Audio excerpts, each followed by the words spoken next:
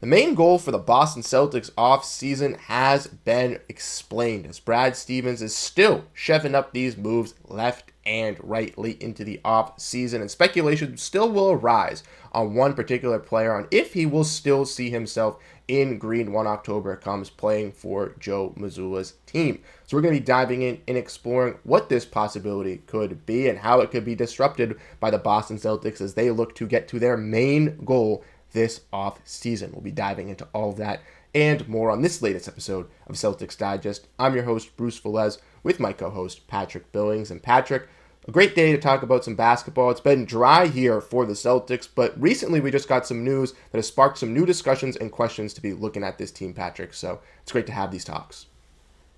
Yeah, I think Brad just keeps doing it when we least expect it. But I think, like you said, his main goal is pretty much set. I think we know exactly what's going to go down, and there's definitely a lot of moves to be made still. You're telling me in August, on a random August Tuesday at 3:30, you weren't expecting a Georges Niang trade for... Surprisingly, no. Surprisingly. That's the same thing for me as well, Patrick. So I know that our fans as well weren't really tapped in, tuned in, and it kind of just came out as a major shock. So let's dive in and let's explore what really happened and what these news can mean for future implications for this Celtics team as we dive in and explore what could be next for this Celtics squad. And like we kind of discussed and broke down a little bit here, just this Tuesday, Patrick, we saw some waves coming through on the Boston Celtics side of things as they went up and they traded Georges Niang away to the Utah Jazz, attached with 2 second-round picks for R.J. Lewis Jr. We did find out that the Celtics did attach the lesser or the better of their 31 second-round swap and I believe the 26th second-round pick swap in that deal. And then they followed that move by adding Chris Boucher, as, like I mentioned, R.J. Lewis on that two-way deal was not on the roster. So now the Celtics replaced Georges Niang with Chris Boucher, who I think is going to be a little bit of a better player on a cheaper deal for this squad. And now with that being said, we look at the salary cap. The Celtics, $199 million currently sitting, $8 million under the second apron, $4 million over the first, and roughly right around $8 million or $12 million, excuse me, underneath the luxury tax threshold. And that has been the Celtics' main plan as they've been trying to shed this salary and luxury tax, which can get them out of the aprons and do this wild stuff. Patrick, almost over $300 million shed from the Boston Celtics in 2 months. Just looking at that is just crazy sight to see in my eyes. No, it's truly unbelievable. What, $301 million in less than 2 months? I mean, we knew that something was going to happen this quick, it feels like.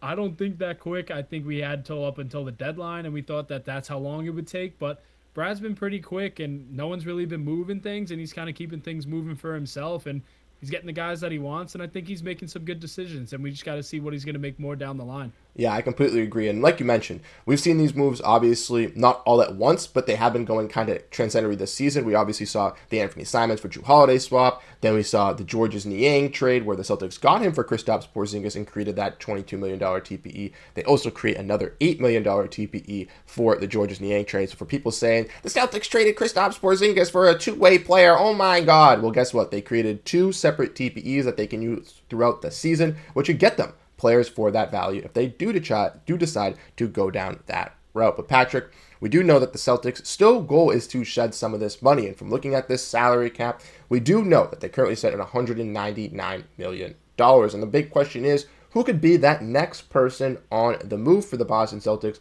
if they are able to get underneath? We saw a guy in Georges Niang recently leave. That still raises the questions around one shooting guard in Anthony Simons, in my personal opinion, all due to the fact that his number still has yet been released for the Boston Celtics at this point, right? The Boston Celtics are still looking forward to getting something done, and I think a guy like Anthony Simons could be on that edge of the block for them. Yeah, I think we just got to remember whatever trades kind of go down, it's all for a specific purpose, and it's to get under that first apron. That's Brad's goal. He wants to have some free reign regardless of who's coming in. This is the whole purpose, and that I truly believe he's making all these moves quick, and it really just feels like this is the only option for the Celtics. And I think that Anthony Simons, with the contract that he has, it is a lot of money, but it's definitely the easiest way to get off of all of this, burden off off of his shoulder and out of my mouth because I can't spit that out of my mouth. But I think that he's easily the number one option just because of how much his salary is. And I think just another small one would just be Xavier Tillman, kind of just moving off him as well. He never really found his spot into this roster and into the lineup as we thought he would.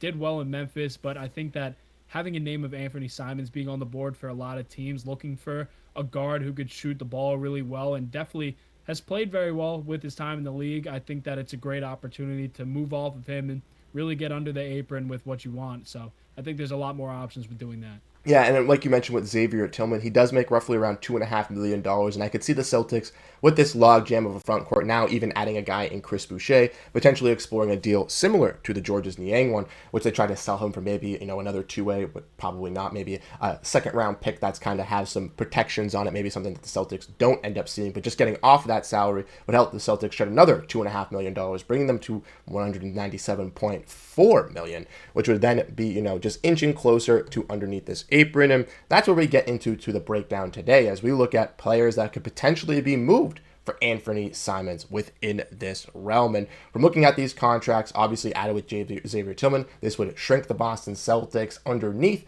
those two aprons when trading for some of these guys. Now, some of them I don't think necessarily will be traded. Some of them are longer deals. With the Celtics looking for some of these expiring contracts, Patrick, when looking at this list, who really stands out to you as a possible trade candidate for the Boston Celtics with an Anthony Simons deal?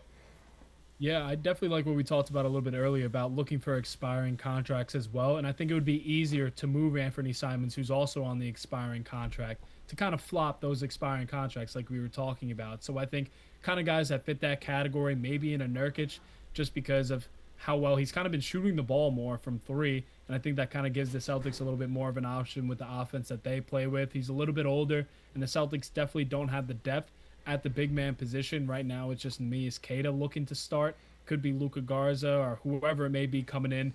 But I think that that's definitely a viable option. And, I mean, other than that, when it comes to guards, there's a lot of them that are locked in long term. Maybe you see a guy like Kevin Huerter. He kind of has that shooting type of style that the Celtics do love to play. I mean, you have him and a Sam Hauser. That's definitely a little bit of a deadly duo coming off of the bench. And he could even start games as well. He's kind of more of a pure scorer than Sam Hauser is, but I think those are two options that kind of just interest me just right off the bat. Yeah, I would agree with you. I think another one, like we were talking about in Kevin Huerter, is absolutely fantastic. He also kind of brings that role coming off the bench for the Boston Celtics, which I would really like, in my opinion, giving Peyton Pritchard that starting role, kind of getting rid of that conversation between Anthony Simons, Derrick White, and Peyton Pritchard in this guard room. Bogdanovic, I also think kind of fits that role pretty well. That $16 million as well is a team option, so the Celtics could get off of that money going into next year, taking on an expiring contract. And for the Clippers, searching for those expiring deals and for this 1 year, 2 year push with all their contracts that they have stack loaded, a guy like Anthony Simons could be a little bit of an upgrade in Bogdanovic over there. When looking at the center rotation, maybe a guy in Zach Collins makes sense. Maybe a guy in Jusuf Nurkic if you're trying to kind of fill in there. But those don't really scream replacements for the year. They seem like just kind of shedding the salary, and maybe that's a decision if the Celtics are a little bit worse in the standings, then we see them kind of go that route there, making it a little bit easier. But like you said, Patrick, I think those are kind of the names to really look at. Regarding the wings, maybe Harrison Barnes, Rui Hachimura, but guys like Zubac, Nembhard, Caruso, Patrick Williams, Keldon Johnson, Grayson Allen just don't really make sense. Yeah, I think you're kind of just looking at a couple of players that teams might want to really just get off of. And I think that's kind of like the way that they would be moving. And I mean, even a team like Chicago, like we're talking about with Kevin Huerter, I think that they would love to have a guy like Anthony Simons come in and play the guard spot for them, because they have not done anything with Josh Giddey yet, which is still a surprise. So maybe this is something that would kind of keep Vucevic around if they're trying to work a deal around him still. And I think that duo can work out great. So I think that looking for a team that's kind of looking to push off some of these guys that aren't like locked in, like we're looking at an Andrew Nembhard, a Zubac, like Alex Caruso, those guys like we talked about, they're not going to go anywhere, it seems like. And I think that it's kind of guys that could kind of be halfway out the door and would also love to have Anthony Simons. And I think Chicago is probably a great spot for him. Yep, and Chicago also has the questions around Kobe White and Ayo Dosunmu, but maybe if they get a guy in Anthony Simons, comes in, steps up, looks the right play, maybe they don't have to go in to bring one of those guys or renegotiate one of those guys. They have one on Anthony Simons. They re-sign him, bring him back. Maybe they lose Josh Giddey. They still want to have some more guard play. A guy like him can make an impact. And I do think if you're trading out Kevin Huerter for Anthony Simons, that's a plus for you in my eyes. So I think that would be some needed upgrades, especially for a team in Chicago who's still trying to make that imprint and trying to figure out their situation there over in the East. But Patrick, I think we have a couple of names, and a good group of names as well, not only to help shed the salary for the Boston Celtics, but also could make some impacts here as well if the Celtics were looking to still go with that route, go with that plan, their master plan here of trying to get underneath both aprons in hopefully this one off season to really reset their roster around Tatum, Brown, and Derrick White for their next year when they keep going in for those championship pushes. Yeah, I mean, definitely. And I think just one thing, too, that's always interesting we didn't get to bring up is also if they do shut off Xavier Tillman and they make this trade, get one player back in return, they have that extra roster spot open as well. So then there's two spots. And there's a couple of guys that we like to talk about, like Charles Bassey and maybe bringing back Al Horford. So this opens up a lot of opportunity. That's why we just wanted to cover it because there's a lot of moving pieces going on, and Brad Stevens is definitely not done, so you're going to have to be on the lookout. Yeah, I would definitely agree with that. The Charles Bassey interest is still in with the Boston Celtics on his end. Obviously, we could still see Al Horford come back. There's also the plausibility of a guy in Amari Williams who has not gotten his two-way yet. Could he get the last guaranteed roster spot? Could a guy in Miles Norris get a guaranteed spot and Amari gets the final two-way? Those are the big questions to really dive in and explore within this Boston Celtics team and in this Boston Celtics realm now, as obviously it's been a little bit quiet, but with the more recent ramifications, there will be some stuff coming through. And I expect, like you said, Patrick, some more news to be coming through. So make sure to stay tuned with the Boston Celtics by hitting that subscribe button, letting us know your thoughts down below in the comment section on the recent moves as we keep you up to date on everything revolving this team on Celtics Digest here on YouTube. But once again, thank you guys so much for tuning in, showing your guys support here on the channel, and we'll catch you guys in the next one. Have a great rest of your day, and go Boston Celtics.